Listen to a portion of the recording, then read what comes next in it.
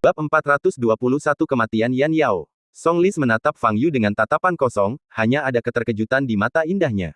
Ini adalah pertama kalinya dia melihat Fang Yu beraksi. Dia tidak menyangka kekuatan Fang Yu begitu mengerikan. Tidak heran, Uskup Agung menghabiskan begitu banyak upaya untuk menghadapinya. Pada saat ini, Yan Yao juga sadar. Dia akhirnya melihat masa depan di mana dia dapat melarikan diri dengan sukses. Yan Yao, kita bertemu lagi. Fang Yu menatap Yan Yao dan tersenyum. Yan Yao tidak menjawab, melainkan mengulurkan tangan dan memutarnya di udara. Sebuah lingkaran cahaya segera muncul di tanah di depannya. Lalu, 3 bayangan hitam melintas satu demi satu. 3 makhluk abadi. Mereka tampak seperti manusia, tetapi mereka memiliki 2 lengan lagi. Kulit mereka berwarna hitam ungu muda, tanpa daging atau darah di dalamnya. Kulit mereka tampak seperti tulang dan sangat tipis. Namun di bawah keempat lengannya terdapat bilah pisau yang amat tajam. Mata ketiga monster itu bersinar merah, dengan puluhan gigi tajam terekspos di mulut mereka, dan mereka memancarkan aura dingin yang mendinginkan. Han Gu, hancurkan dia! Teriak Yan Yao. Atas perintah itu, 3 monster bernama Han Gu bergegas menuju Fang Yu bersama-sama. Kecepatan mereka bahkan lebih cepat dari kedua pria berjubah ungu yang telah berevolusi itu. Terlebih lagi, tubuh mereka berdua meninggalkan tanah dan mendekati Fang Yu dari langit. Kalian para dewa telah membesarkan beberapa makhluk yang menarik, kata Fang Yu sambil menendang-nendangkan kakinya. Ledakan. Tanah di bawahnya tiba-tiba runtuh. Fang Yu terbang ke udara dan dengan cepat mendekati salah satu tulang dingin. Klik, monster sedingin tulang itu meraung dan keempat lengannya yang bagaikan pisau mengayun ke arah Fang Yu. Fang Yu tidak menghindar sama sekali. Ledakan, suara yang jernih. Pisau tajam itu memotong tubuh Fang Yu, tetapi tidak bisa masuk lebih dalam sama sekali. Fang Yu mengangkat kakinya dan menendang ke arah dada Han Gu. Tulang-tulang di dada Han Gu kecil dan banyak. Artinya, ini adalah bagian terkeras dari struktur tubuhnya. Pada saat yang sama, ia juga merupakan dukungan untuk seluruh tubuh. Pah! Saat kaki Fang Yu menyentuh tulang dada Han Gu, seluruh tulang dada hancur. Ledakan. Tulang dingin ini dilempar dengan keras ke tanah oleh Fang Yu. Ia mencoba berdiri, menggunakan ke-6 anggota tubuhnya untuk menopang dirinya, tetapi ia tidak mampu melakukannya. Karena sebagian besar tulang di dadanya telah hancur, tubuhnya hancur total dan tidak terkendali. Klik. Tetapi makhluk abadi tampaknya tidak merasa takut. Meskipun rekan mereka menemui akhir yang menyedihkan, 2 tulang beku lainnya masih menyerbu ke arah Fang Yu sambil meraung-raung aneh. Pada saat yang sama, Yan Yao berjalan menuju Song Lis. Maaf, aku butuh tubuhmu. Senyum dingin muncul di wajah Yan Yao. Song Lis menggigit bibir merahnya dan melambaikan tangan putihnya ke depan. Suara mendesing. Dia menghilang tanpa jejak dalam sekejap. Tidak terlihat. Sayangnya, aku punya 3 mata. Yan Yao tersenyum dingin dan mengulurkan tangannya ke samping. Cahaya hitam menyala, dan belati tajam muncul di tangannya. Dia meraih belati itu dan mengayunkannya ke kiri. Memanggil. Belati itu melayang di udara sambil menimbulkan suara yang tajam. Lalu, terdengar erangan kesakitan. Song Lis muncul, menutupi luka di bahu kirinya, wajahnya pucat. Kalau saja dia tidak cepat menghindar, pasti belati itu sudah menusuk langsung ke jantungnya. Wanita ini bisa melihat melalui kerahasiaannya. Song Lis menatap mata ketiga di dahi Yan Yao dan terkejut. Nimbing. Song Lis menggertakkan giginya dan mendorong tangannya ke depan. Puluhan kerucut es kecil segera mengembun di udara dan melesat ke arah Yan Yao. Yan Yao tampak meremehkan dan menghilang dari tempat itu seperti hantu. Song Lis hanya merasakan dingin di punggungnya. Di belakang, hati Song Lis dipenuhi dengan rasa khawatir dan dia segera ingin berbalik. Tetapi saat ini, dia hanya merasakan dingin di belakang lehernya. Kemudian, Song Lis menggigil seluruh tubuhnya. Sepertinya ada sesuatu yang memasuki tubuhnya. Rasakan kehadiran wanita ini, lalu gunakan jimat pelarian di tangannya untuk langsung berpindah ratusan kilometer jauhnya dan melarikan diri dengan sukses. Yan Yao melihat masa depan ini, jadi dia merasa percaya diri. Ledakan. Tetapi pada saat itu, terdengar suara ledakan keras. Jiwa Yan Yao baru saja memasuki tubuh Song Lis sekitar setengah jalan ketika ditarik keluar secara paksa. Bukan tubuhnya yang ditarik, tapi jiwanya. Jiwa Yan Yao dikendalikan di udara dan tidak bisa bergerak. Tubuh fisiknya masih berdiri di belakang Song Lis, tetapi matanya telah kehilangan kilaunya dan wajahnya kaku. Bagaimana mungkin? Bagaimana dia bisa secepat itu? Yan Yao melihat ke kejauhan. Ketiga tulang dingin itu lenyap, yang terlihat hanya tulang-tulang patah yang tak terhitung jumlahnya berserakan di tanah. Sudah berapa lama? 3 tulang dingin, semuanya hancur. Han Gu dianggap sebagai makhluk tingkat tinggi di antara para dewa. Tubuhnya sangat kuat, dan setiap tulangnya telah ditempa dan menjadi sangat kuat. Di masa depan yang diramalkan Yan Yao, 3 tulang dingin itu setidaknya bisa menahan Fang Yu selama 5 menit. Tetapi sekarang, bahkan sebelum semenit pun berlalu, ketiga tulang yang dingin itu telah berubah menjadi tulang yang patah. Dan Yan Yao sendiri ditarik keluar oleh Fang Yu dalam kondisi jiwa yang paling rentan. Dalam keadaan jiwa, dia tidak memiliki cara untuk melarikan diri. Selama Fang Yu menginginkannya mati, dia harus mati. Bagaimana ini bisa terjadi? Bagaimana ini bisa terjadi? Yan Yao merasa ketakutan. Sebagai makhluk abadi, mereka memiliki vitalitas yang sangat kuat, dan beberapa dari mereka bahkan abadi. Tapi bagaimanapun juga, dia tetap makhluk hidup. Selama ada makhluk hidup, pasti ada jiwa. Jika jiwa hancur, itu sama saja dengan kematian meskipun tubuh masih ada. Baiklah, selanjutnya aku akan pergi menemui Raja Agung yang kau sebutkan itu untuk minum teh dan mengobrol dengannya, kata Fang Yu sambil tersenyum. Pada saat yang sama, dia melepaskan kesadaran spiritualnya, mencoba menembus jiwa Yan Yao dan memeriksa ingatannya. Wow, tetapi pada saat kesadaran Fang Yu menyentuh jiwa Yan Yao, sebuah kekuatan tak dikenal muncul dan langsung menghancurkan jiwa Yan Yao. Indra spiritual Fang Yu tidak muncul dengan tangan kosong. Tidak ada yang tersentuh. Benar saja, masih ada bekasnya. Fang Yu menyipitkan matanya sedikit. Ini adalah sesuatu yang telah diharapkannya. Fang Yu berbalik dan menatap Song Lis yang berdiri di sana dengan linglung. Setelah jiwa Yan Yao ditarik keluar oleh Fang Yuqiang, ketidaknyamanan fisik Song Lis menghilang. Tetapi dia tetap tidak bisa bergerak. Ketakutan dan keterkejutan membuat anggota tubuhnya lemas dan dia kehilangan kemampuan untuk bergerak. Saat dia bertemu dengan mata Fang Yu yang agak dingin, seluruh tubuhnya bergetar. Jika kamu tidak memberiku sebotol air mineral sore ini, akan sulit bagiku untuk menemukan tempat ini. Fang Yu menatap Song Lis dan tersenyum. Song Lis gemetar seluruh tubuhnya dan wajahnya pucat. Dia tahu bahwa jika Fang Yu ingin membunuhnya, itu akan lebih mudah daripada menghancurkan seekor semut. Gadis suci dari Sekte Wushen, Fang Yu menyentuh dagunya dan mengangkat alisnya sedikit. Di bawah pengawasan Fang Yu, pertahanan psikologis Song Lis benar-benar runtuh. Engah. Dia terjatuh ke tanah, matanya merah dan air mata mengalir di wajahnya. Kau tidak perlu takut. Aku tidak bermaksud membunuhmu, kata Fang Yu sambil tersenyum. Song Lis mengangkat kepalanya dan menatap Fang Yu dengan air mata di matanya. Kebanyakan pria tidak dapat menahan tatapan menyedihkan seperti itu. Namun, Fang Yu tidak menunjukkan ekspresi apapun di wajahnya. Dia mengulurkan tangannya dan menekannya ke kepala Song Lis. Kesadaran spiritual merasuk ke dalam jiwa Song Lis. Kali ini, Fang Yu sangat berhati-hati dan pertama-tama menggunakan indera spiritualnya untuk memindai setiap posisi jiwa. Tak lama kemudian, dia menemukan sebuah tanda, yang jelas-jelas ditinggalkan oleh orang-orang dari Sekte Wushen. Fang Yu menggunakan indera spiritualnya untuk menghilangkan tanda itu. Dengan cara ini, tidak ada risiko jiwa dihancurkan terlebih dahulu. Kesadaran spiritual menembus jiwa Song Lis, dan Fang Yu segera dapat melihat semua kenangan Song Lis.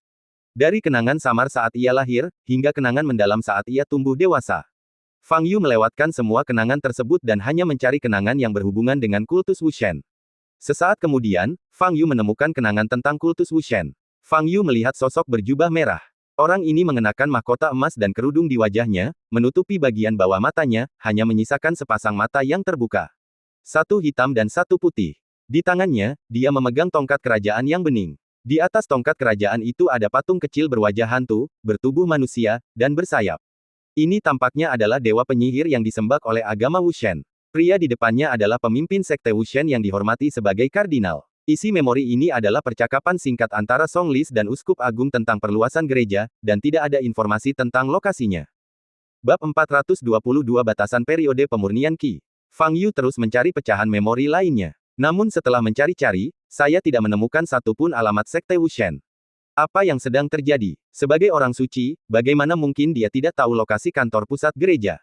Fang Yu mencari lagi, tetapi tetap tidak menemukan apapun. Aneh sekali. Kesadaran Fang Yu meninggalkan jiwa Song Lis. Song Lis tersadar kembali dan menatap Fang Yu dengan tatapan kosong, tatapan bingung di matanya. Baru saja, ketika Fang Yu memasuki jiwa Song Lis, dia melihat kenangan terkini, termasuk pikiran pribadi Song Lis. Jelaslah bahwa Song Lis hanyalah seorang gadis bodoh yang dicuci otaknya setelah bergabung dengan aliran sesat, dan dia pada dasarnya bukanlah orang jahat. Karena kau mentraktirku makan, aku tidak akan membunuhmu, kata Fang Yu. Ekspresi wajah Song Lis sedikit berubah, dan kegembiraan muncul di matanya. Jaga dirimu baik-baik. Aku pergi dulu. Fang Yu berbalik dan berjalan keluar. Akibat pertempuran baru-baru ini, seluruh bangunan tampak semakin bobrok dan bahkan tampak di ambang kehancuran. Fang Yu baru melangkah 2 langkah ketika retakan di langit-langit tiba-tiba melebar dan puing-puing mulai berjatuhan. Seluruh bangunan akan runtuh. Song Lis duduk di sana dengan linglung. Bahu kirinya masih terluka, ditambah dengan pasang surut suasana hatinya sebelumnya, dia benar-benar kehilangan kekuatan dan tidak bisa bergerak sama sekali. Batu itu jatuh di samping Song Lis dengan suara tumpul. Mata Song Lis dipenuhi dengan keputusasaan. Fang Yu membiarkannya pergi, namun Tuhan tidak ingin membiarkannya pergi. Mereka yang pantas mati harus mati. Song Lis menutup matanya dengan pasrah. Oh, mengapa aku tampak semakin baik? Fang Yu menggelengkan kepalanya, mengangkat Song Lis dari tanah, menggerakkan tubuhnya, dan segera meninggalkan gedung itu. Ledakan. Beberapa detik setelah dia dan Song Lis meninggalkan gedung, seluruh gedung runtuh total. Fang Yu menjatuhkan Song Lis ke tanah. Song Lis menatap Fang Yu, air mata syukur mengalir di matanya yang indah. Terima kasih telah menyelamatkanku, Fang Yu. Fang Yu mengerutkan kening dan hendak berbicara. Tetapi pada saat ini, beberapa napas tiba-tiba datang di udara. Orang lain datang. Fang Yu mengerutkan kening dan berbalik untuk melihat semak-semak tidak jauh di depan. Baru saat itulah Fang Yu menyadari adanya sebuah formasi di tanah di tengah pepohonan liar. Susunan teleportasi. Mata Fang Yu berbinar dan dia melangkah maju. Pada saat yang sama, cahaya muncul di antara lingkaran sihir, dan beberapa sosok muncul dari dalamnya. Ada 3 orang lagi berjubah hitam. Lelaki berjubah hitam itu menatap Fang Yu yang berjalan perlahan ke arah mereka, lalu menatap bangunan yang hancur di belakang Fang Yu, wajahnya berubah, dan dia hendak berbicara. Rencananya telah berubah. Aktifkan susunan teleportasi dan segera mundur. Pada saat ini, suara Uskup Agung tiba-tiba terdengar di telinga mereka masing-masing, dan nadanya sangat mendesak. Uskup Agung, yang selalu tenang dan mengendalikan dunia, menjadi begitu cemas untuk pertama kalinya. Ketiga kardinal berjubah hitam itu merasa ngeri, dan salah satu dari mereka ingin bertanya, Uskup Agung, Fang Yu ada tepat di depan kita. Mundur segera. Uskup Agung hampir berteriak. Bas. Pada saat ini, kardinal hitam terkemuka telah mengaktifkan susunan teleportasi, dan lingkaran cahaya di bawah kakinya mulai bersinar. Hah? Kenapa kau baru saja sampai? Sialan. Fang Yu tertegun, lalu ia mendorong kakinya dan bergegas maju. Suara mendesing. Serangan Fang Yu tidak membuahkan hasil. Ketiga sosok itu menghilang. Namun Fang Yu tidak berhenti. Ia segera berdiri di dalam lingkaran sihir di tanah, berjongkok, dan mempelajari tata letak lingkaran sihir teleportasi. Dia bisa merasakan hubungan antara lingkaran sihir ini dan lingkaran sihir lainnya. Selama dia diberi waktu beberapa menit, dia dapat menghancurkan susunan teleportasi dan memindahkan dirinya ke lokasi pihak lain. Pada saat yang sama, di hutan belantara di sebelah barat Huaibei, di gereja. 3 kardinal berpakaian hitam muncul di portal gereja. Sosok berjubah merah dan bermahkota berdiri di hadapan mereka. Uskup Agung. Ketiga kardinal berpakaian hitam itu langsung berlutut di tanah. Uskup Agung mengabaikan mereka dan mengulurkan tongkat kerajaannya ke arah lingkaran sihir di tanah. Mendesis. Terdengar suara retakan di tanah. Lingkaran sihir yang terukir di tanah langsung berubah menjadi busa dan menghilang. Uskup Agung, apa yang Anda lakukan? Seorang kardinal berpakaian hitam bertanya dengan bingung. Uskup Agung itu berdiri di sana, mencengkeram tongkat kerajaan, tanpa sedikit pun emosi di mata hitam dan putihnya. Kekuatan Fang Yu jauh di luar imajinasiku. Kau tidak boleh menyentuhnya lagi sebelum Dewa Penyihir bangkit kembali, kata Uskup Agung dengan suara yang dalam. Ketiga kardinal hitam itu saling berpandangan, hanya ada kengerian di mata mereka. Bahkan Uskup Agung pun sangat takut. Dan kalau dipikir-pikir lagi, saat mereka diteleportasi ke sana tadi, yang mereka lihat hanya reruntuhan. Tapi Fang Yu tidak terluka. Ini juga berarti bahwa rekan-rekan mereka, 2 kardinal berjubah hitam, 2 kardinal berjubah ungu, dan bahkan Tuan Yan Yao dari klan abadi, semuanya telah ditangani oleh Fang Yu. Kalau dipikir-pikir seperti ini, jika mereka bertiga berjalan beberapa langkah lebih lambat, kemungkinan besar mereka akan tertinggal. Memikirkan kecepatan Fang Yu yang menyerbu tadi, ketiga kardinal berjubah hitam itu merasakan hawa dingin di hati mereka, dan keringat dingin langsung membasahi pakaian di punggung mereka. Fang Yu berdiri dengan sedikit jengkel. Reaksi pihak lain jauh lebih cepat dari yang diharapkannya, dan koneksi langsung terputus. Sekarang, bahkan jika dia memecahkan susunan teleportasi, dia tidak dapat menemukan posisi lawan. Sayang, perjalanan yang sia-sia lagi. Fang Yu mendesah dan menggelengkan kepalanya. Kali ini, dia pikir dia setidaknya bisa menghancurkan sarang Wushen Chul. Namun dia tidak menyangka bahwa baik kultus Wushen maupun klan abadi ternyata menyembunyikan alamat mereka dengan sangat ketat, sehingga tidak meninggalkan jejak apapun bagi Fang Yu. Terutama kultus Wushen. 3 pria berjubah hitam muncul dan segera pergi. Seolah-olah dia sedang mempermainkan Fang Yu. Sekte Wushen, selama kau terus beraktivitas, aku akan segera menemukanmu. Fang Yu menyipitkan matanya dengan tatapan dingin. Pada saat ini, Song Lis sudah pulih banyak kekuatannya dan hampir tidak mampu berdiri. Dia menatap Fang Yu di depannya, dengan cahaya aneh berkelebat di matanya yang indah. Dia berkeringat ketika ketiga kardinal berjubah hitam muncul tadi. Kardinal hitam adalah orang yang statusnya di kultus Wushen berada di urutan kedua setelah Uskup Agung. Masing-masing dari mereka menguasai teknik rahasia kultus Wushen dan kekuatan mereka tak terduga. Tetapi yang tidak diduga Song Lis adalah bahwa ketiga kardinal berpakaian hitam ini pergi begitu saja. Song Lis tahu bahwa ini kemungkinan besar adalah perintah Uskup Agung. Seseorang yang dapat membuat Uskup Agung takut. Tepat saat Song Li tengah berpikir, Fang Yu di depannya tiba-tiba bergerak. Dia tiba-tiba melesat, terbang ke udara, dan segera menghilang dari pandangan. Song Li menatap ke langit, lalu menundukkan kepalanya, menggertakkan giginya, dan perlahan melangkah maju. Fang Yu kembali ke apartemen, mencuci muka di kamar mandi, dan duduk di meja, ingin melanjutkan mempelajari metode penguraian energi dalam tubuh Valet. Tetapi begitu dia mengambil pena, pikirannya berubah lagi dan dia mulai menulis dengan cepat di selembar kertas putih. Setelah beberapa menit, seluruh kertas putih terisi. Ini adalah suatu teknik, lebih tepatnya, kekuatan magis. Jika dia bisa menggunakan kekuatan gaib ini sore ini, dia akan mampu menembus hukum ruang dalam sekejap dan memaksa ketiga kardinal berjubah hitam untuk tetap tinggal. Namun Fang Yu yang saat ini hanya berada di tahap pemurnian Qi, tidak mampu menampilkan kekuatan magis seperti itu. Fisik Fang Yu sudah cukup istimewa. Jika dia adalah seorang kultivator biasa di tahap pemurnian Qi, mustahil baginya untuk melepaskan Qi sejatinya, dia juga tidak akan mampu mengendalikan Qi untuk terbang, apalagi mengendalikan kesadaran spiritualnya. Metode ini hanya dapat dikuasai setidaknya setelah tahap pembangunan pondasi. Tetapi meskipun Fang Yu telah menguasai sebagian besar metode kultivator, tahap pemurnian Qi masih membatasinya. Kekuatan magis yang telah ditulisnya di atas kertas kini membutuhkan energi spiritual dalam tubuh untuk dihubungkan dengan hukum yang ada antara langit dan bumi di dunia luar. Dalam dunia kultivasi abadi, metode ini disebut integrasi langit dan bumi. Seorang kultivator normal harus berada pada tahap jiwa baru lahir atau lebih tinggi untuk menguasai ini. Namun, Fang Yu bukanlah seorang kultivator biasa. Dia dapat menguasai sebagian besar metode kultivator selama tahap pemurnian Qi. Oleh karena itu, ia mungkin hanya perlu menerobos ke tahap pembangunan fondasi untuk mencapai integrasi langit dan bumi. Namun saat ini, ia memang dibatasi oleh wilayah kekuasaannya, yang membuatnya pun sadar bahwa kekuatannya masih jauh dari batas. Saat ini, ia lebih banyak mengandalkan tubuh fisiknya untuk bertarung dengan lawan-lawannya dalam pertarungan jarak dekat, dan paling banyak ia menggunakan pelepasan energi sejatinya. Sejujurnya, tidak ada keterampilan yang dibutuhkan dalam pertempuran semacam ini. Hampir 5.000 tahun telah berlalu, dan Fang Yu menjadi agak bosan dengan cara bertarung ini, dan telah mengembangkan keinginan untuk menampilkan semua jenis kekuatan magis. Ribuan tahun yang lalu, para pria perkasa saling bertarung dengan kekuatan magis mereka. Hanya dengan satu pikiran, mereka dapat menyebabkan guntur dan api di langit serta membekukan langit dan bumi dalam pikiran berikutnya.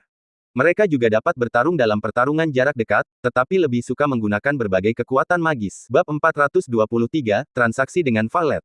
Keesokan paginya, Fang Yu kembali dari latihan pagi dan melihat Valet duduk di sofa di ruang tamu dengan majalah mode di tangannya. Itu pasti majalah yang ditinggalkan Liu Lianxia di apartemen. Fang Yu duduk di sofa seberang dan menuangkan segelas air. Valet menunduk dan memperhatikan isi majalah itu dengan saksama. Sebagai orang yang diculik, kamu memiliki mentalitas yang baik, kata Fang Yu sambil tersenyum. Mendengar kata-kata Fang Yu, Valet mengangkat matanya dan menatap Fang Yu. Setelah energi dalam tubuhnya terhalang, cahaya ungu di matanya meredup drastis. Valet menatap Fang Yu, seolah ingin mengatakan sesuatu, tetapi pada akhirnya dia tidak membuka mulutnya. Dalam beberapa hari terakhir ini ia amat tersiksa dan bahkan menyesal karena tidak segera melarikan diri pada malam itu yang menyebabkan akhir seperti itu. Namun kemudian, dia perlahan menerima kenyataan itu. Ketika dia pertama kali menerima tawaran dari keluarga Jiang Nanyang, dia tidak pernah membayangkan bahwa tujuan ini akan menjadi mimpi buruknya di masa depan. Tahukah Anda, organisasi Valet harus mengambil sedikitnya 100 pekerjaan seperti keluarga yang setiap tahun. Jadi, Valet menerima takdirnya. Bertemu dengan lawan selevel Fang Yu adalah kemalangannya, tetapi itu juga takdirnya dan dia tidak bisa menghindarinya. Sekarang, dia dalam keadaan bingung. Fang Yu tidak membunuhnya, tetapi dia sendiri tidak punya keinginan untuk bertahan hidup. Energinya terhalang dan bekasnya tertinggal di jiwanya, jadi dia tidak akan pernah bisa lepas dari cengkeraman Fang Yu. Kapan saja, Fang Yu bisa membuat hidupnya seperti neraka asalkan dia punya pikiran. Dalam situasi ini, tidak ada gunanya melakukan apapun. Ngomong-ngomong, Fang Yu tidak peduli dengan emosi Valet. Tiba-tiba dia teringat sesuatu dan bertanya, apa kamu tahu sesuatu tentang laboratorium genetik di Eropa? Mata Valet bergerak sedikit, dan dia menatap Fang Yu lagi, tetapi tidak menjawab. Apakah kau ingin merasakan lagi perasaan jiwamu yang terkoyak? Fang Yu mengangkat alisnya dan berkata. Mendengar ini, wajah Valet berubah dan seluruh tubuhnya gemetar. Tidak seorang pun ingin mengalami rasa sakit yang amat sangat seperti itu lagi. Petik 2. Laboratorium genetika telah bekerja sama dengan organisasi kami 2 kali. Valet menarik napas dalam-dalam, memaksa dirinya untuk tetap tenang, dan berkata. Apakah kalian pernah bekerja sama sebelumnya? Lalu, apakah kalian tahu lokasi spesifik laboratorium ini? Dan siapa pemimpinnya? Fang Yu bertanya sambil mengerutkan kening. Mereka punya banyak laboratorium. Kalau kau bertanya tentang markas besar, maka tidak ada yang tahu kecuali anggota inti laboratorium mereka. Violet berhenti sejenak dan melanjutkan, adapun pemimpin mereka, aku mengenalnya. Dokter Gary, yang dijuluki Dokter Monster. Dia sangat terkenal di dunia gelap. Bisakah kau menemuinya? Tanya Fang Yu. Violet menggelengkan kepalanya dan berkata, dirinya yang sebenarnya tidak pernah bertemu dengan siapapun. Dia hanya menggunakan robot yang dimodifikasinya untuk bertemu dengannya. Fang Yu merenung sejenak, lalu bertanya, kamu pernah bekerja sama dengannya sebelumnya, apa isi kerjasama itu? Hanya membeli sejumlah peralatan, jawab Violet. Lalu bagaimana kamu menghubunginya? Fang Yu bertanya lagi. Violet sedikit mengernyit dan menjawab, informasi kontaknya bersifat publik. Siapapun yang ingin membeli peralatan darinya dapat menemukannya. Saya punya pertanyaan lain. Apakah Anda tahu sesuatu tentang inti kekuatan dalam tubuh manusia hasil rekayasa genetika yang dia buat? Fang Yu bertanya lagi. Inti kekuatan. Violet menggelengkan kepalanya. Aku jarang berurusan dengan lab ini. Jadi begitu. Fang Yu duduk bersandar di sofa, berpikir sejenak, lalu menatap Ziluolan dan tersenyum, apakah kamu ingin pergi dari sini? Violet menggertakkan giginya dan menggelengkan kepalanya, lalu berkata, selama masih ada tanda yang kau tinggalkan di tubuhku, tidak ada gunanya aku pergi dari sini. Jika kau dapat membantuku mencapai sesuatu, aku dapat menghilangkan tanda itu darimu, kata Fang Yu. Mata Violet bergerak dan dia menatap Fang Yu. Bantu aku menemukan Dokter Gary sendiri, atau bantu aku menemukan sarangnya, atau temukan sumber inti kekuatan yang baru saja kusebutkan. Jika kau melakukan salah satu dari ketiganya, aku akan menghilangkan tanda di tubuhmu. Kata Fang Yu. Hati Violet terguncang, dan semangat kembali muncul di matanya. Tetapi pada saat yang sama, dia masih sedikit bingung. Fang Yu mengatakan beberapa hari yang lalu bahwa akan memakan waktu lama untuk mempelajari energi di tubuhnya. Kenapa kamu tiba-tiba berubah pikiran? Energi dalam tubuhmu tidak mudah dipelajari. Mungkin butuh waktu 3 hingga 5 tahun. Aku tidak sabar, kata Fang Yu. Sejak idenya tadi malam, keinginannya untuk mencapai tahap pembangunan fondasi menjadi lebih kuat. Emosi ini lebih kuat daripada kapanpun dalam 5.000 tahun terakhir. Itu karena dia sekarang hanya tinggal satu langkah lagi menuju level ke 10.000 tahap pemurnian Qi. Pengalaman pemurnian Qi selama 5.000 tahun seperti mendaki gunung yang puncaknya tidak terlihat. Tetapi sekarang, dia merasa bahwa dia sebenarnya tidak jauh dari puncak gunung. Dia hendak mencapai puncak dan melihat pemandangan di balik gunung. Aku terima tawaranmu. Violet berdiri dan berkata, matanya penuh tekad. Dia tidak mempertimbangkan apakah Fang Yu dapat dipercaya karena dia tidak punya pilihan sekarang. Baiklah. Fang Yu juga berdiri, melangkah maju 2 langkah, mengulurkan jarinya, dan mengetuk dahi Violet.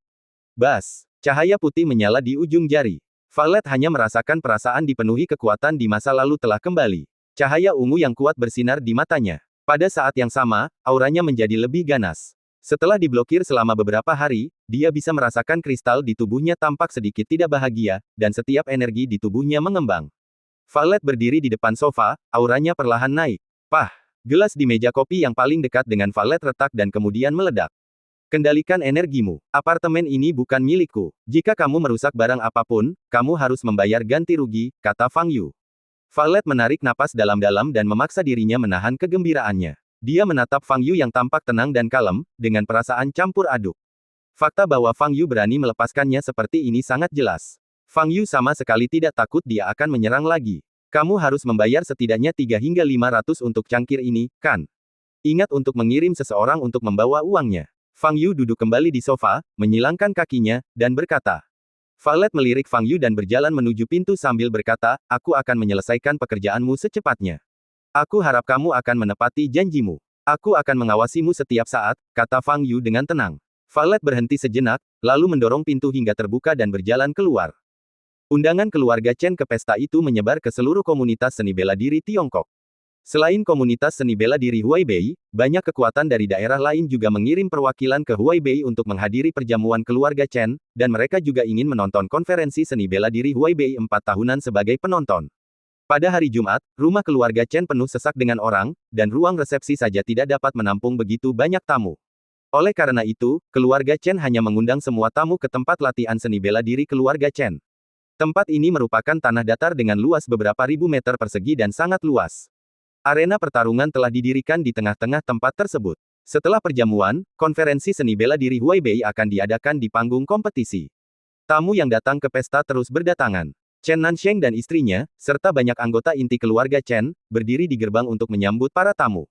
Kakak Chen, kau melahirkan seorang putra yang baik. Guru Chen, selamat. Tuan Chen, dengan putra seperti ini, apalagi yang bisa diharapkan seorang suami? Saya khawatir Chen Luo akan membawa keluarga Chen Anda ke tingkat yang lebih tinggi. Sungguh patut diirikan. Para tamu yang datang dan pergi menyanjung dan memuji Chen Luo dan keluarga Chen yang tinggi.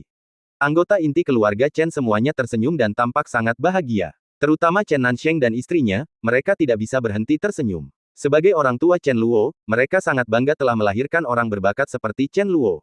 Di seluruh keluarga Chen, satu-satunya orang yang tidak bahagia adalah Chen Yi. Awalnya, statusnya di keluarga sangat rendah. Sekarang Chen Luo telah dipromosikan ke alam Sein bela diri, ia telah menjadi terkenal di seluruh dunia seni bela diri Tiongkok, dan statusnya dalam keluarga pun menjadi lebih tinggi. Kapanpun seseorang menyebut Chen Luo di masa mendatang, pasti ada juga yang menyebut kakaknya yang tidak berguna itu. Dia akan benar-benar menjadi contoh negatif dan bahan tertawaan. Menghadapi tamu yang datang silih berganti, Chen Yi hanya memasang wajah tegas, tatapan mata muram, dan tak sedikit pun senyum di wajahnya. Namun, protagonis hari ini adalah Chen Luo, dan tidak ada yang memperhatikan Chen Yi. Presiden Zhao ada di sini. Pada saat itu, tiba-tiba terjadi keributan di antara orang banyak. Bab 424, Putri Keluarga Zhao. Seorang lelaki tua berjubah putih, rambut dan janggut putih berjalan perlahan menuju gerbang keluarga Chen sambil tersenyum di wajahnya. Orang tua itu berwajah baik, tetapi matanya tajam dan kuat bagaikan seekor elang. Di belakangnya ada 4 lelaki tua berjubah hitam, masing-masing dari mereka memiliki aura yang kuat dan jelas merupakan orang yang berstatus dan berkuasa tinggi. Begitu kelima orang ini muncul, mereka langsung menjadi pusat perhatian. Kebanyakan orang yang hadir mengenali lelaki tua yang berjalan di depan.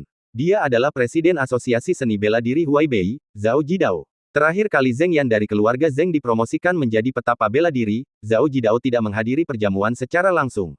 Sekarang keluarga Chen telah menghasilkan seorang suci, Zhao Jidao telah datang sendiri. Ini menunjukkan betapa dia menghargai Chen Luo. Presiden Zhao, apa yang bisa kami lakukan agar Anda datang ke sini secara langsung? Chen Nansheng dan istrinya segera maju dan berkata dengan hormat. Status dan kualifikasi Zhao Jidao termasuk yang terbaik di dunia seni bela diri Huaibei, dan dia merupakan sosok yang terkenal. Oleh karena itu, menghadapi Zhao Jidao, seseorang harus rendah hati, meskipun keluarga Chen sekarang menjadi keluarga seni bela diri nomor 1 di Huaibei. Haha, keluarga Chen punya anak yang sombong seperti Chen Luo, bagaimana mungkin aku tidak datang dan menemuinya secara langsung? Chen Luo akan menjadi juru bicara seni bela diri Huaibei di masa depan. Zhao Jidao berkata sambil tersenyum, selain itu, konferensi seni bela diri akan diadakan hari ini. Aku dan 4 wasit lainnya akan menjadi saksi konferensi seni bela diri ini. Silakan masuk. Chen Nansheng segera membawa Zhao Jidao dan yang lainnya ke dalam keluarga Chen. Tamu-tamu lainnya juga menyapa Zhao Jidao dan lainnya. Kelima orang ini semuanya adalah anggota tingkat tinggi dari Asosiasi Seni Bela Diri, jadi kita harus membangun hubungan baik dengan mereka. Yier, silakan sambut tamu-tamu kami. Kami akan masuk terlebih dahulu, kata Lu Wanrong kepada Chen Yi. Chen Yi mengangguk tanpa ekspresi. Hari ini adalah hari yang membahagiakan, dan Lu Wanrong tidak mempedulikan perasaan Chen Yi dan berbalik. Chen Yi memandang para tamu yang datang silih berganti, hatinya terasa tenang, bahkan dia merasa sedikit jijik. Bukankah ini Tuan Chen? Pada saat ini, seorang pemuda berjalan menuju Chen Yi. Saat melihat orang-orang, ekspresi jijik Chen Yi tampak jelas di wajahnya, tanpa ada yang ditutup-tutupi. Pria ini bernama Hu Tianyi, dan dia adalah putra tertua keluarga Hu. Chen Yi dan dia selalu memiliki hubungan yang buruk. 3 tahun lalu, mereka berselisih dan bertengkar karena seorang wanita di sebuah klub. Hu Tianyi memiliki bakat hebat dalam seni bela diri dan telah mencapai tingkat setengah langkah Grandmaster pada saat itu. Jadi, dalam pertarungan itu, Chen Yi dipukuli sedemikian rupa sehingga dia tidak bisa bangun dari tempat tidur selama setengah bulan. Tentu saja, Hu Tianyi juga dihukum dengan tahanan rumah selama 1 bulan. Perseteruan antara keduanya dimulai sejak saat itu. Chen Yi memalingkan kepalanya, tidak ingin memperhatikan Hu Tianyi. Namun Hu Tianyi berjalan lurus ke arah Chen Yi dengan senyum jenaka di wajahnya. Tuan muda Chen, adikmu Chen Luo benar-benar hebat. Usianya belum mencapai 30 tahun, tetapi dia sudah berhasil menembus alam martial Sein. Sepertinya posisi kepala keluarga akan diwariskan kepadanya, kan? Hu Tianyi mendekati Chen Yi dan berkata sambil tersenyum. Wajah Chen Yi menjadi pucat, dia berbalik dan menatap tajam ke arah Hu Tianyi, dengan marah berkata, apa yang kamu inginkan? Jangan menatapku seperti itu. Tentu saja aku di sini hari ini untuk merayakan saudaramu Chen Luo. Aku tamu. Orang tuamu seharusnya menyuruhmu untuk memperlakukan kami dengan baik, kan? Sikapmu tidak baik. Hu Tianyi menggelengkan kepalanya dan berkata. Chen Yi sudah dalam suasana hati yang buruk, dan setelah diejek oleh Hu Tianyi, dia tidak bisa menahan diri lagi. Dia mengatupkan giginya, mengepalkan tangannya, dan urat-urat muncul di dahinya. Yah, sebenarnya aku bersimpati padamu. Memiliki saudara yang jahat seperti itu, kamu ditakdirkan untuk ditekan selama sisa hidupmu dan tidak dapat berubah. Hu Tianyi sama sekali tidak takut pada Chen Yi dan melanjutkan. Cukup, kata Chen Yi dengan suara berat. Lihatlah betapa tidak berdaya dan marahnya dirimu sekarang, hahaha. Hu Tianyi tertawa terbahak-bahak, melewati Chen Yi, dan berjalan memasuki keluarga Chen dengan angkuh. Kemarahan Chen Yi mencapai kepalanya dan wajahnya memerah. Tetapi dia tidak bisa berbuat apa-apa terhadap Hu Tianyi. Hu Tianyi sekarang sudah menjadi seorang master. Jika dia bertindak, dialah satu-satunya yang akan menderita. Lagi pula, dalam situasi ini, dia tidak bisa berbuat apa-apa. Sialan, sialan, gigi Chen Yi bergemeletuk. Kakak Chen. Pada saat ini, suara lain terdengar. Chen Yi menoleh dan melihat seorang pria tampan berdiri di depannya. Tuan Zhao. Ekspresi Chen Yi menjadi tenang dan dia menyapanya. Zhao Xuan adalah cucu dari Zhao Jidao yang disebutkan sebelumnya, dan jangan mudah terprovokasi. Saudara Chen, kamu terlihat tidak sehat, ada apa? Tanya Zhao Xuan. Saya baik-baik saja. Silakan masuk, Tuan Zhao, kata Chen Yi. Hei, sampaikan salamku pada saudara Chen. Kenapa kau selalu bersembunyi di belakangku? Zhao Xuan berbalik dan berkata. Pada saat ini, Chen Yi Chai melihat seorang gadis mungil berdiri di belakang Zhao Xuan. Gadis itu menundukkan kepalanya, pipinya memerah, dan dia tampak sangat malu. Dia seharusnya menjadi pacar baru Zhao Xuan. Meskipun dia tidak dekat dengan Zhao Xuan, Chen Yi pernah mendengar nama playboy. Halo, Tuan Chen. Gadis di belakang Zhao Xuan ditarik ke depan, masih tidak berani melihat ke atas, dan berbicara dengan suara rendah. Halo, jawab Chen Yi. Dia adalah adik perempuanku Zhao Zinan. Dia jarang keluar, jadi dia agak pemalu. Zhao Xuan memperkenalkan. Adik. Chen Yi tampak bingung. Dia adalah saudara kandungku, bukan saudara angkatku, jelas Zhao Xuan. Chen Yi mengangguk. Meskipun saya belum pernah mendengar bahwa Zhao Xuan memiliki seorang adik perempuan sebelumnya, ini adalah hal yang wajar. Bagaimanapun, keluarga Zhao selalu agak misterius. Ayo masuk. Zhao Xuan menarik lengan Zhao Zinan dan berjalan menuju keluarga Chen. Ya, jawab Zhao Zinan. Pada saat ini, Zhao Zinan mengangkat kepalanya sedikit. Sekilas melihat wajahnya, mata Chen Yi langsung berubah. Alisnya panjang dan tipis, sepasang mata hitam yang transparan dan bening, bersinar seperti bintang. Dia menundukkan kepalanya sedikit, tetapi hidungnya yang halus dan bibirnya yang kemerahan terlihat jelas. Meski aku tidak melihat seluruh wajahnya, tapi tetap saja luar biasa cantiknya. Cantik sekali. Chen Yi hampir tidak bisa menahan diri untuk mengulurkan tangan untuk menghentikan Zhao Zinan, ingin melihat lebih dekat. Tetapi akal sehatnya mengatakan bahwa ini melanggar etika, jadi dia hanya bisa menyerah dan melihat Zhao Zinan pergi. Zhao Xuan ternyata punya adik perempuan yang cantik sekali. Mata Chen Yi dipenuhi dengan keterkejutan, dan pada saat yang sama, api berkobar di dalam hatinya. Saat ini, keluarga Chen adalah keluarga nomor satu di dunia seni bela diri Huaibei, dan statusnya belum pernah ada sebelumnya. Pasti ada banyak keluarga yang ingin menjalin hubungan dengan mereka. Jika aku bisa menikah dengan keluarga Zhao. Mata Chen Yi berbinar. Zinan, bagaimanapun juga, kamu adalah putri dari keluarga Zhao, dan kamu tidak jelek. Mengapa kamu terus bersembunyi di belakangku seperti burung puyuh?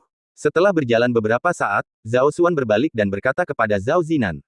Tetapi, aku tidak mengenal orang-orang ini. Zhao Zinan berkata dengan takut-takut.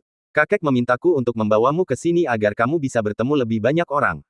Jika kamu terus bersembunyi, bukankah itu akan menjadi perjalanan yang sia-sia? Zhao Xuan mengangkat alisnya. Aku takut, Zhao Zinan menundukkan kepalanya dan berbicara dengan suara lembut. Zhao Xuan menatap adiknya, mendesah tak berdaya, mengulurkan tangan dan menyentuh kepala Zhao Zinan, dan menghiburnya, meskipun tidak semua orang di sini adalah teman, setidaknya mereka bukan musuh. Kamu tidak perlu takut, dan aku akan selalu berada di sisimu. Ya, saudaraku, kamu mengatakan bahwa kamu harus selalu berada di sisiku. Zhao Zinan mendongak dan berkata dengan mata berbinar. Melihat wajah Zhao Zinan yang polos dan penuh kepercayaan, hati Zhao Xuan bergetar. Memikirkan apa yang dikatakan orang tua dan kakeknya sebelum dia pergi hari ini, dia merasa tidak nyaman. Bagaimana mungkin dia tega menikahkan saudara perempuannya yang seperti ini? Semakin banyak tamu datang ke keluarga Chen, kebanyakan dari mereka berasal dari keluarga dan sekte besar di Huaibei, dan sejumlah kecil datang dari daerah lain. Semua talenta muda yang akan berpartisipasi dalam konferensi seni bela diri hari ini telah tiba. Akan tetapi, suasana hati sekelompok anak muda ini tidak sedang baik, malah agak murung. Mereka tahu betul bahwa hari ini mereka hanya ada di sini untuk berperan sebagai peran pendukung, untuk menonjolkan kekuatan Chen Luo. Kita semua adalah anak muda yang mempunyai ambisi besar, dan tidak ada seorang pun yang ingin menjadi batu loncatan bagi orang lain. Namun karena keperluan keluarga, mereka harus datang. Han Qi juga termasuk dalam kelompok orang ini. Dibandingkan dengan anak muda lainnya, Han Qi terlihat jauh lebih tenang. Namun Han Qi hanya tampak acuh tak acuh di permukaan. Terakhir kali aku datang ke rumah Chen, kejadian dipermalukan oleh Chen Luo masih terbayang dalam ingatanku. Awalnya Han Qi merasa sangat terhina dan marah. Namun dia segera tenang. Dalam dunia seni bela diri, kekuatan dihormati, dan ini adalah fakta yang tidak dapat diubah. Sekarang Chen Luo berdiri di puncak dunia seni bela diri, menginjak-injak semua lawannya di bawah kakinya. Tidak peduli betapa marahnya Han Qi, dia tidak dapat mengubah fakta ini. Bab 425 Chen Luo muncul. Namun, Han Qi tidak merasa bahwa penghinaan yang dideritanya hari itu sia-sia. Dia yakin kata-katanya masih berdampak pada Chen Luo dan dia mendapat pesannya. Artinya, harus ada pertarungan antara Chen Luo dan Fang Yu. Selama dua orang ini bertarung, akan ada korban. Saat itu akan tiba saatnya Han Qi. Dia pasti akan memanfaatkan kesempatan ini dan membalas penghinaan yang telah dideritanya kepada Chen Luo 10 kali lipat. Han Qi berdiri di sana, niat membunuh dan kebencian terpancar di matanya. Seorang pria di antara kerumunan yang tidak jauh memperhatikan pemandangan ini dan senyum dingin muncul di wajahnya. Zhao Jidao duduk di ruang tamu keluarga Chen, mengobrol dan tertawa dengan Pak Tua Chen. Generasimu di keluarga Chen benar-benar akan menjadi Jackie Chan, Pak Tua Chen, kata Zhao Jidao sambil tersenyum. Tuan Tua Chen menjawab dengan riang, tidak sehebat Jackie Chan, tetapi Luo'er memiliki bakat dalam seni bela diri. Seorang santo seni bela diri yang berusia kurang dari 30 tahun dan hanya memiliki sedikit bakat. Bukankah ini terlalu sok? Ketika orang-orang di sekitar mendengar ini, mereka tampak aneh. Chen Luomu sudah berusia hampir 30 tahun. Sudah saatnya dia menikah dan membangun keluarga. Dengan bakatnya, anak-anak yang dilahirkannya mungkin akan memiliki bakat bela diri yang baik, kata Zhao Jidao sambil menyipitkan matanya. Kata-kata ini menyentuh hati Tuan Chen. Dialah satu-satunya orang dalam keluarga yang mengetahui identitas asli Chen Luo. Dia tahu betul bahwa pada suatu saat, Chen Luo pasti akan meninggalkan keluarga Chen. Dalam beberapa hari terakhir, Tuan Chen telah memikirkan tentang bagaimana cara mempertahankan Chen Luo, atau bagaimana menjaga kemakmuran keluarga Chen setelah Chen Luo pergi. Tak lama kemudian, ia memikirkan sebuah solusi. Itulah pernikahan. Biarkan Chen Luo menikah dan punya anak. Jika Chen Luo memiliki garis keturunan dan kekasih, dia akan peduli dengan keluarga Chen dan tidak akan meninggalkan keluarga Chen dengan mudah. Selain itu, ada apa yang dikatakan Zhao Jidao, masalah bakat. Walaupun hal ini agak samar dan tidak dapat dikonfirmasi, masyarakat Tiongkok selalu percaya bahwa seperti naga, seperti burung phoenix, begitu pula naga. Jika mereka dapat melahirkan anak laki-laki dengan bakat seperti Chen Luo, maka kemakmuran keluarga Chen dapat bertahan lama. Luo'er telah tenggelam dalam jalur seni bela diri dan belum sempat jatuh cinta. Namun, memang sudah saatnya untuk memulai sebuah keluarga, tetapi belum ada kandidat. Saya ingin tahu apakah Presiden Zhao sudah memperkenalkannya. Kakek Chen berkata sambil tersenyum. Haha, putra sulungku, Zhao Wu, memiliki seorang putra dan seorang putri. Kalian pasti pernah mendengar tentang Zhao Xuan. Kakaknya, Zhao Zinan, berusia 22 tahun ini, yang merupakan usia yang tepat untuk menikah. Zhao Jidao berkata sambil tersenyum. Zhao Zinan, Presiden Zhao, saya belum pernah mendengar tentang dia sebelumnya. Anda memiliki seorang cucu perempuan. Pak Tua Chen berkata dengan heran. Zinan sendiri orangnya rendah hati, jadi dia jarang muncul di depan umum. Zhao Jidao berkata, saya meminta Zhao Xuan untuk membawanya ke sini hari ini. Anda bisa menemuinya nanti, dan Anda juga bisa membiarkan Chen Luo menemuinya. Tuan Tua Chen menatap Zhao Jidao dan berkata sambil tersenyum, Presiden Zhao, apakah Anda ingin menjadi kerabat saya? Hahaha, itu terutama tergantung pada apakah itu cocok. Jika cocok, aku tentu tidak keberatan. Itu tergantung pada apa yang dipikirkan Old Chen dan Chen Luomu. Zhao Jidao tertawa. Para tamu di sekitar melihat kejadian ini dan mengerti apa yang sedang terjadi. Keluarga Zhao ingin menikah dengan keluarga Chen. Ini merupakan situasi yang menguntungkan bagi kedua perusahaan. Keluarga Zhao dapat memperoleh ketenaran, dan keluarga Chen dapat memperoleh sumber daya. Di Huaibei, tidak banyak keluarga yang memenuhi syarat untuk menikah dengan keluarga Chen, dan keluarga Zhao kebetulan adalah salah satunya. Pada pukul 11 pagi, perjamuan keluarga Chen resmi dimulai. Sebagai juru bicara, Chen berjalan ke arena dan mengucapkan beberapa patah kata, kemudian para tamu mulai makan. Namun anehnya, protagonis hari ini Chen Luo belum muncul. Chen Luo sedang mempersiapkan diri untuk konferensi seni bela diri mendatang. Dia akan keluar untuk menemui semua orang nanti, kakek Chen menjelaskan. Setelah perjamuan dimulai, Zhao Xuan membawa Zhao Zinan ke meja Tuan Chen. Kakak, kau mau membawaku kemana? Melihat semakin banyak orang yang pergi, Zhao Zinan bertanya dengan sedikit ketakutan. Pergi dan temui pemilik keluarga ini. Jangan takut nanti. Sampaikan salamku padanya dengan berani. Apakah kamu mengerti? Kata Zhao Xuan. Aku akan berusaha sekuat tenaga, ucap Zhao Zinan. Beberapa saat kemudian, Zhao Xuan datang ke meja tempat Tuan Chen dan Chen Nansheng duduk. Zhao Jidao sedang mengobrol dan tertawa bersama keluarga. Oh, kamu sudah di sini. Kemarilah dan sapa aku. Zhao Jidao menatap Zhao Xuan dan berkata. Halo, Tuan Chen, dan Nyonya Lu. Saya Zhao Xuan, dan ini adik perempuan saya Zhao Zinan. Zhao Xuan menarik Zhao Zinan ke depannya. Menghadapi meja yang penuh dengan orang asing, Zhao Zinan tidak berani mendongak. Telinganya memerah dan tubuhnya sedikit gemetar. Halo, kalian. Suara Zhao Zinan setipis suara nyamuk. Chen Nansheng dan istrinya menatap Zhao Zinan tetapi tidak dapat melihat wajahnya. Zhao Jidao mengerutkan kening dan menatap Zhao Xuan. Zhao Xuan segera mendekatkan diri ke telinga Zhao Zinan dan berbisik, Zinan, angkat kepalamu. Jangan takut, aku selalu berdiri di sampingmu. Zhao Zinan mengumpulkan keberaniannya dan mengangkat kepalanya. Ketika mereka melihat penampilan Zhao Zinan, ekspresi semua orang di meja berubah. Terutama Chen Nansheng dan istrinya. Dari segi penampilan, Zhao Zinan dan Chen Luo cukup serasi. Zinan, sampaikan salamku kepada Tuan Chen dan yang lainnya, kata Zhao Jidao. Zhao Zinan menggerakkan bibir merahnya, tetapi tidak bisa berbicara. Menghadapi tatapan sekelompok orang ini, dia segera menundukkan kepalanya lagi. Dia sedikit pemalu, Zhao Xuan menjelaskan. Wajah Zhao Jidao tidak terlihat bagus. Tidak apa-apa, wajar saja kalau cewek malu, hehe. Tuan Chen tertawa. Pada saat ini, Zhao Zinan tidak tahan lagi dan tiba-tiba berlari kembali. Zinan, wajah Zhao Xuan berubah, dia berbalik untuk meminta maaf kepada orang-orang di meja keluarga Chen, lalu mengejar mereka. Keluarga Chen saling berpandangan. Wajah Zhao Jidao menjadi pucat. Sial, kita terlambat. Fang Yu mengikuti Qin Lang ke ruang perjamuan dan merasa kesal saat melihat semua orang di meja sudah mulai makan. Tidak apa-apa, kita masih bisa menemukan tempat untuk makan, kata Qin Lang sambil melihat sekeliling. Tak lama kemudian, dia menemukan ada meja kosong di sudut. Tuan Fang, ayo kita ke sana, kata Qin Lang. Fang Yu juga melihat meja kosong, matanya berbinar, dan dia dan Qin Lang berjalan cepat. Keduanya duduk di meja kosong. Fang Yu segera mulai makan, sementara Qin Lang melihat sekelilingnya untuk melihat apakah ada seseorang yang dikenalnya. Banyak sekali orang yang menghadiri perjamuan hari ini. Setidaknya ada 80 meja di sini, kan? Hampir semuanya penuh. Qin Lang berkata dengan heran. Tak lama kemudian, langkah kaki tergesa-gesa terdengar dari belakang. Zinan, jangan lari. Aku benar-benar tidak akan menerimamu kembali, kata Zhao Xuan tanpa daya. Qin Lang mendengar suara itu, berbalik, dan melihat Zhao Xuan. Zhao Xuan juga melihat Fang Yu dan Qin Lang. Tuan muda Qin, Tuan muda Fang. Zhao Xuan tercengang. Melihat kedua orang asing ini, Zhao Zinan bersembunyi di belakang Zhao Xuan lagi. Duduk saja di sini. Hanya ada dua orang di meja ini. Kamu tidak perlu takut, kan? Kata Zhao Xuan. Kemudian, Zhao Xuan mendongak ke arah Fang Yu yang tengah makan dalam diam, dengan tatapan ngeri di matanya. Dia tidak lupa betapa parahnya pemukulan Ares malam itu. Sekarang Fang Yu muncul di perjamuan keluarga Qin seolah-olah tidak terjadi apa-apa, yang semakin memperkuat pikiran Zhao Xuan sebelumnya. Fang Yu pastilah tuan muda dari sebuah keluarga besar di Beijing. Dia memiliki latar belakang yang sangat kuat. Lagi pula, bahkan sikap Qin Lang terhadapnya agak hormat.